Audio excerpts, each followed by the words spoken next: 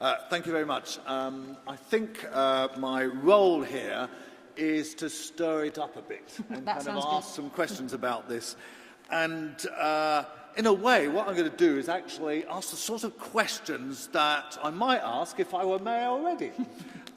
Because for the past 18 months, I've been campaigning to be mayor and to get the Labour nomination. And initially I was motivated by just transport because that was my expertise. But it's very clear that there's a whole lot of other issues that London faces, and indeed some very deep-seated problems. And I certainly have some fire in my belly about this, as one of the speakers this morning suggested. And in drawing up policies, I've set out a kind of framework, which is quite simple, really. I think the policies have to be affordable, livable, or sustainable. And I think like to kind of set in context these developments. And it might be seen to be ambitious, but I think everything that has been spoken about this morning and this afternoon says is that we need that scale of ambition. We need to kind of bear those facets in mind. So what does this mean? Now, affordable means ensuring that everybody in London has access to housing, transport and the like at prices they can afford.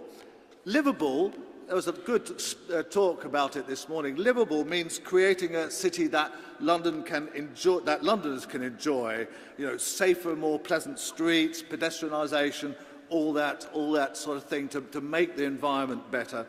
And in terms of sustainability, we want a city that is going to be as good or better for our grandchildren than it is for us.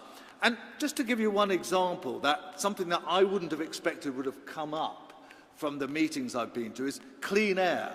Now that's an issue that is little discussed in the newspapers, the media, even amongst politicians, but it's something that people feel very strongly about. So what about these developments in terms of these criteria? I actually went to Enfield yesterday. I went up there on my bike, and it was not easy. It was not a very easy place to cycle up to, and I went round some of that site. And I must say, it doesn't look like the pictures in the master plan at the moment. You know, it's very brownfield. There's quite a lot of employment there already, actually, in terms of kind of, jobs of the sort of industry that, London needs but does not necessarily want. And I was slightly worried about that, and maybe it's something we can address, that we're just going to get rid of those jobs. And they're very essential to those sort of slightly dirty jobs. One other thing that kind of concerned me about it was that it's a very car-oriented place. You know, it's kind of enclosed by the North Circular and a couple of other major roads, and it's, it's got a railway station in there, which of course you want to improve, but at the moment it's a fairly lousy line. It is clear that cars are the first kind of resort of people around there. So I think this development will need to kind of look very carefully at that. I was slightly worried that you're saying, there's going to be 0.7 car spaces for every development. And people in London are less and less using their cars and can sustain life without their cars. And I think developments like this ought to actually push that in the right direction, rather than with kind of, that figure suggests that most people will have cars. And indeed, it'll take about 45 minutes quicker to get to Stansted by car than it would be by train, because it's not quite on the right line and stuff. So it's not the kind of best possible located place. And I'm afraid £75 million for double tracking, from my knowledge of the rail network, it's going to cost rather a lot more. Now, of course, you shouldn't be paying that. Enfield shouldn't be paying that. The people involved shouldn't be paying that. We should all be paying that for our taxes, but it is an issue. You'll be lucky to get away with 75 million. What about the Nine Elms development? Well, I have concerns there too. I mean, actually, I visited the edge of it the other day because people are concerned about Vauxhall Bus Garage being demolished, which seems to me kind of completely the wrong way to go. Vauxhall Bus Garage is actually a wonderful Ovi-Arup construction with kind of wings, and it provides the sort of integrated transport you want totally, and they're thinking about demolishing it to create some shops or whatever. Bad idea. You know, that doesn't really fit the categories I've set out. But the Northern Line does. The Northern Line, you know, that's a great idea, but it's £1 billion underwritten by public money. Now, there is an issue here. There's a very complicated issue because on the one hand, one thinks, actually, yes, the public should pay for a new rail line.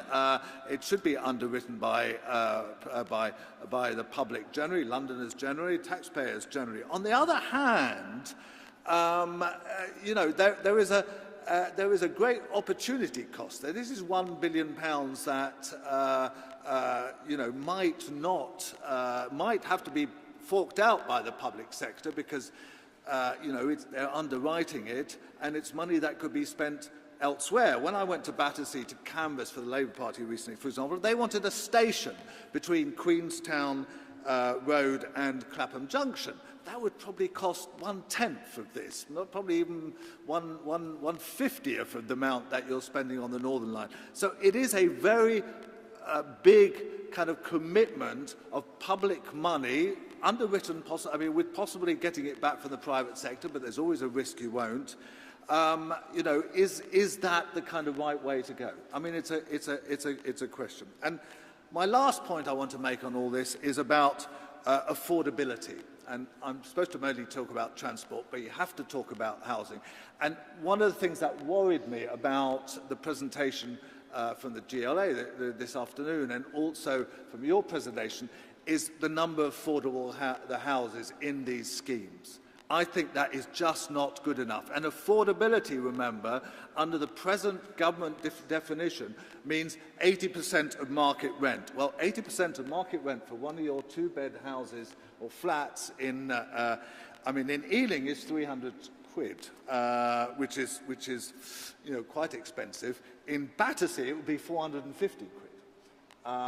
Which, you know, is really, it's £23,000 a year. It's not really affordable for very many people at all. So, you know, I think these developments have to be looked at in the sort of context that I've given, because they are London's future. You know, there aren't many big development sites like this. They have to be done in the right way. Once done, you know, they can't be undone for 50 or 100 years. You know, that is kind of fixing them in time. So I think there's questions to be asked, hard questions to be asked before one says these are great schemes. And of course, you know, I wish them well, but I wish them well if they do give the right answers. Thank you.